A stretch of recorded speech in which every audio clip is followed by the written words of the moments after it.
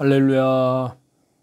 주 예수님 은혜 안에서 평안하셨습니까? 기도하시겠습니다. 우리를 사랑하시는 자비로우신 하나님 아버지, 주 예수님 그리스도의 이름으로 기도를 올려드립니다. 우리의 믿음을 더욱더 날마다 성장하게 도와주시고 믿음의 주여 온전케 하시는 주 예수님만을 바라보며 오직 하나님의 말씀과 성령으로 충만하게 하시고 또한 날마다 우리의 삶 속에서 우리 주 예수님 그리스도의 형상이 날마다 삶 가운데 말씀으로 성령으로 충만하게 이루어 주옵소서. 다시 오시는 주님의 그 영광 앞에 그리스도의 순결한 신부들로 하나님 앞에 신실하고 착하고 충성된 믿음의 백성들로 더욱 세워 주옵소서. 예수님의 피로 더욱 깨끗하게 해주시고 또한 예수님의 십자가의 생명의 복음으로 날마다 말씀과 성령으로 거듭나는 역사가 확장되어질 수 있도록 주장해 주옵소서. 예수 그리스도의 이름으로 감사하며 기도하옵나이다. 아멘. 오늘은요, 구약성경 에스라 8장부터 10장까지 말씀인데요. 에스라 8장 말씀을 먼저 보면은요, 에스라 8장에서 전반부를 보면은 제2차 귀환자들의 가계별로 그 명단과 숫자가 나와 있는데요. 스룹바벨의 지도하에 이루어진 제1차 귀환자들의 명단 그리고 숫자가 에스라 2장에 기록되어 말씀하고 있듯이 여기 에스라 8장 1절부터 14절까지의 이 말씀에는 에스라의 주도하에 이루어진 제2차 귀환자들의 가계별 인원수가 말씀되고 있습니다. 그런데 제2차 귀환에 동참한 유대 백성들의 수요는 여기 에스라 8장에 기록된 숫자를 합하면 1773명이나 이 숫자가 성인 남자를 기준으로 한 숫자임을 감안하여 각 사람당 가족이 5명으로 가정할 때 9,000명 정도가 됩니다. 이는 제1차 귀환자의 수요와 비교할 때 불과 5분의 1 정도에 지나지 않았습니다. 아마 이러한 결과는 제1차 귀환이 이루어진 BC 537년으로부터 벌써 80년이 지난 BC 458년에야 제2차 귀환이 이루어졌기 때문에 당시에 바벨론에 거주하고 있던 유대 백성들 전원이 그곳 태생이었고 따라서 예루살렘과 성전에 대한 열망이 그리 강하지 않은 탓이었을 것으로 생각이 됩니다. 그렇기 때문에 여기 말씀에서 언급되는 제2차 귀환자들은 제1차 귀환에 동참하기를 거절한 채 바벨론에 잔류했던 자들의 후손임에도 그럼에도 불구하고 투철한 여호와 하나님 선민 의식을 지닌 인물들로서 비록 그 숫자는 많지 않았지만 에스라와 더불어 예루살렘에서 신앙의 부흥운동을 전개하기에 부족함이 없는 신앙의 소유자들이었다고 그렇게 말씀을 드릴 수 있습니다.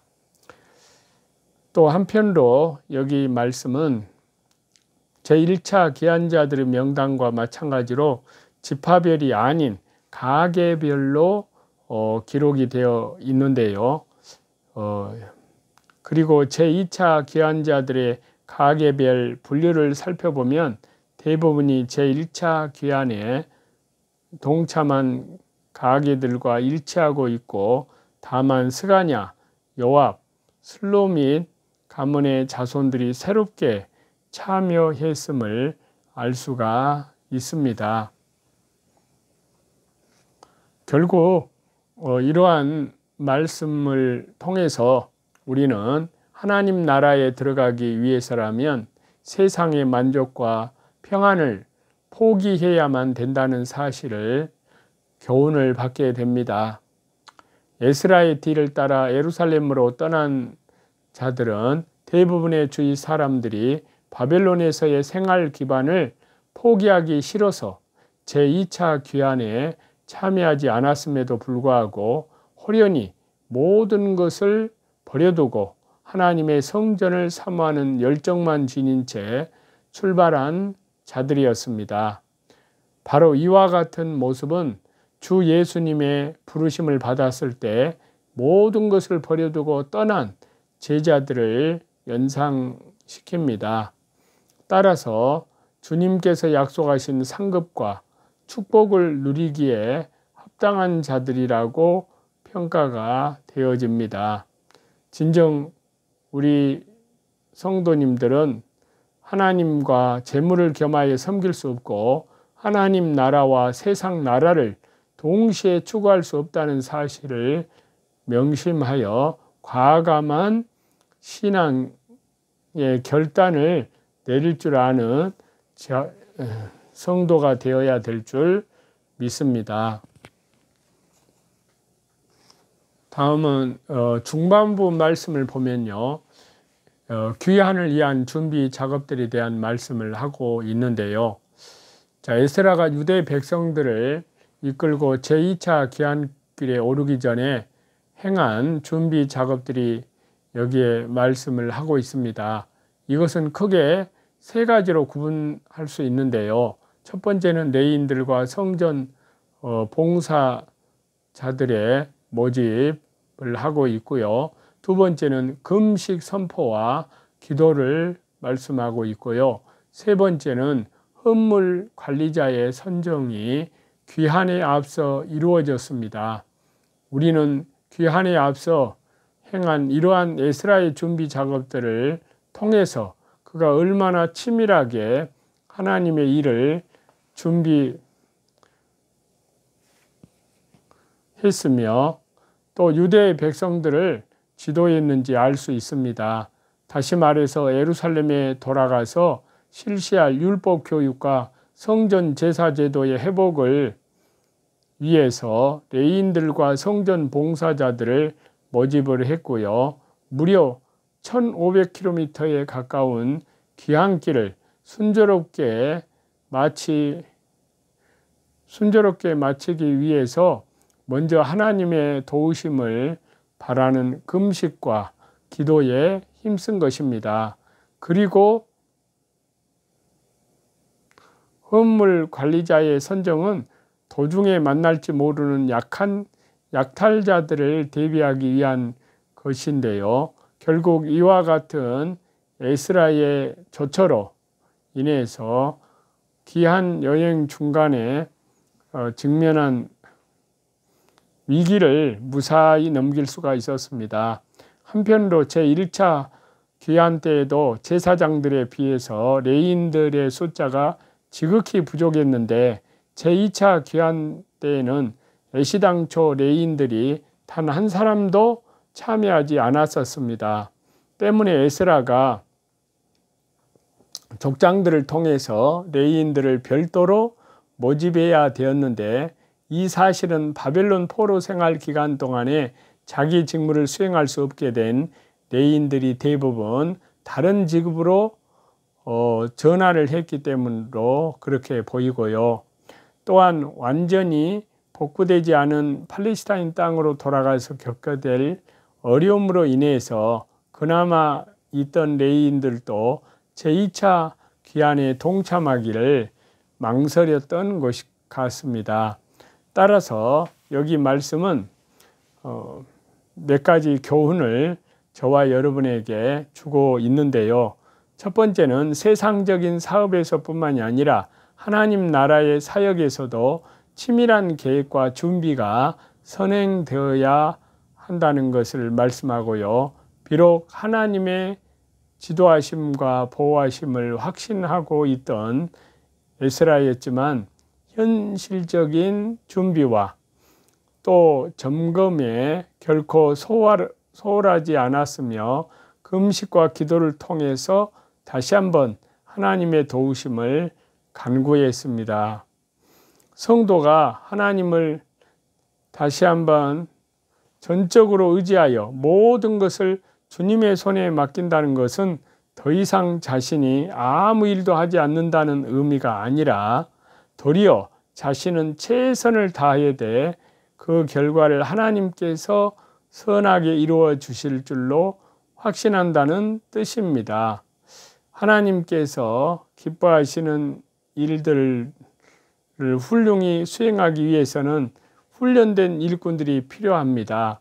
에스라가 레위인들의 숫자를 확인하고 그들을 별도로 모집을 한 것은 자신이 계획하고 있는 율법 교육과 성전 제사 제도의 확립에 아무 사람이나 사용할 수가 없었기 때문입니다. 레위 지파의 사람들은 율법의 규정에 따라 조상 대대로 신앙적 직무에 종사하던 그러한 사람들이었기 때문에 반드시 에스라는 그들의 도움을 필요로 했습니다.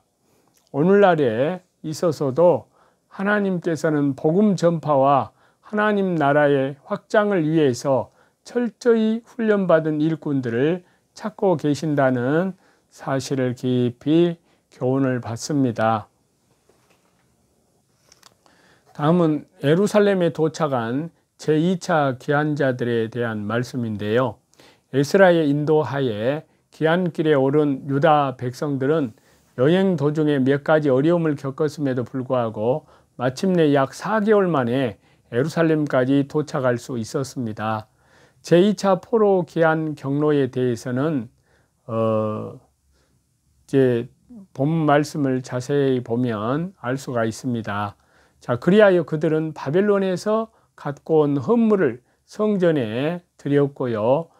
번제와 속죄제를 하나님께 드렸습니다. 따라서 이러한 본문의 말씀은 우리 성도들 역시 하나님 나라에 들어가려면